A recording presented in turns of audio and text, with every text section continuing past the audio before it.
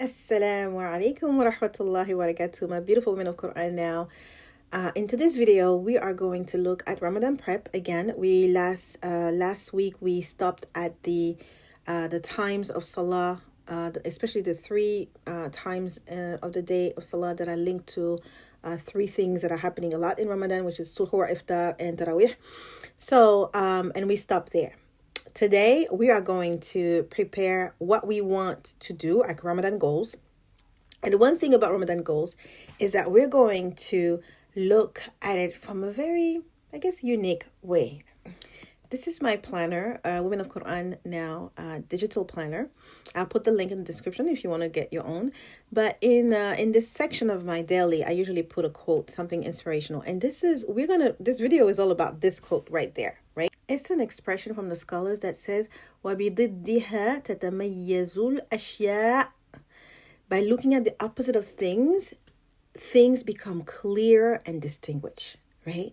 And so this is how we're going to build our Ramadan goals. We're going to look at what will make the worst Ramadan ever for us, right? What will be the thing that will make the worst Ramadan ever for us? We're going to start from that point, because then we want to make sure that we flip it and we work on what will make a really great Ramadan, inshallah. So let's dive in. Question is, what would make the worst Ramadan? What would make the worst Ramadan for you?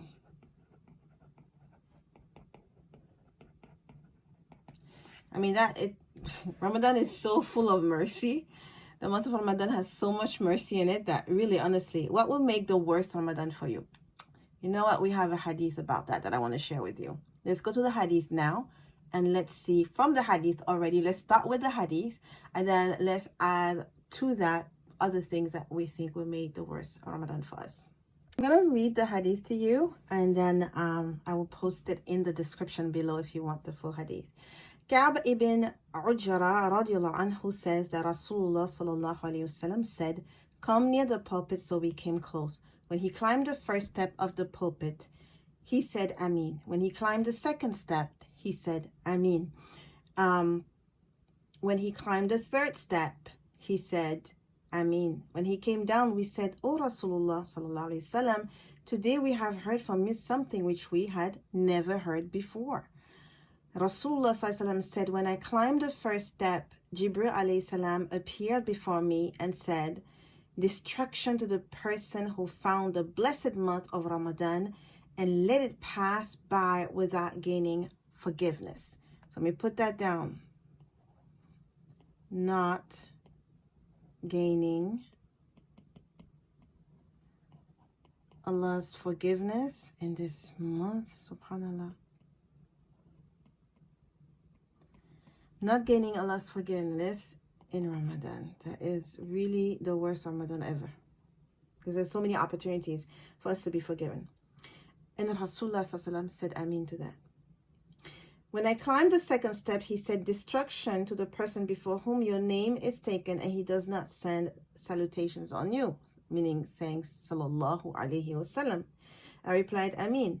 When I climbed the third step, he said, destruction on that person in whose lifetime both his parents or either one of them reaches old age and he fails to enter Jannah due to neglecting them and not serving them. And I said, Amin. Okay, so let's write these three, because all three of these can actually happen in the month of Ramadan. SubhanAllah. Yeah, let's save us. So number 2 is not giving salawat.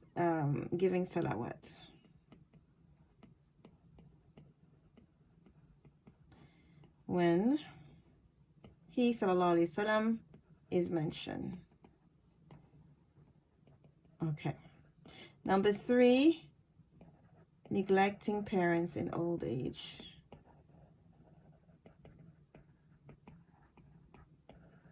Okay. If we do all these 3 in the month of Ramadan, we can easily say that we have definitely had the worst Ramadan ever. Okay. So now, what else can we add to this? How can we make the worst Ramadan? What else will make the worst Ramadan? If we curse, backbite, because there's another hadith where Rasulullah sallam said that, you know, your fast is not needed if you don't abstain from, you know, cursing and all that. So you not eating is not gonna really, your fast won't mean much, basically. So we have to control our tongue. So curse by acting, not controlling the tongue, can really damage our Ramadan.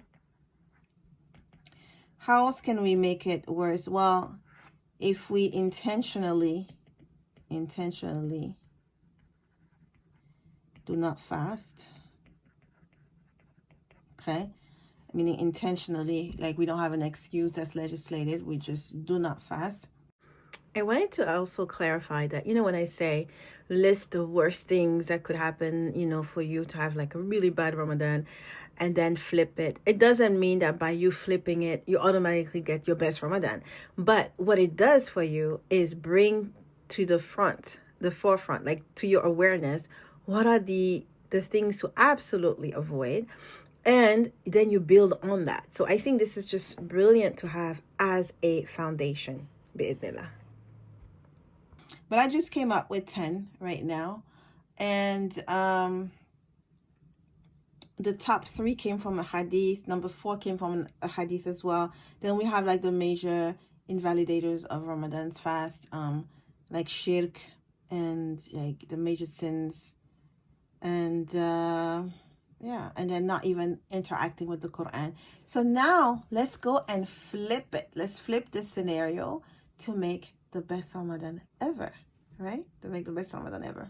All right, sisters, we are in, I just split the screen a little bit, and now we have our best Ramadan. Let me just do it this way. We are going to fill out our best Ramadan because we're going to flip these. So once we have these things, now we can think about how to incorporate them in a routine. So the reverse of not gaining Allah's forgiveness is gaining Allah's forgiveness. So how are we gonna try to gain Allah's forgiveness? What is the most logical way of getting Allah's forgiveness? Is asking for forgiveness, right? Just asking. So istighfar, we want istighfar as part of our Ramadan routine. Okay, lots of istighfar. So we're gonna put lots. All right. So how we could do that, I'm just gonna put a note, like maybe add we could have reminders. Reminders could be notification, and it could be post-its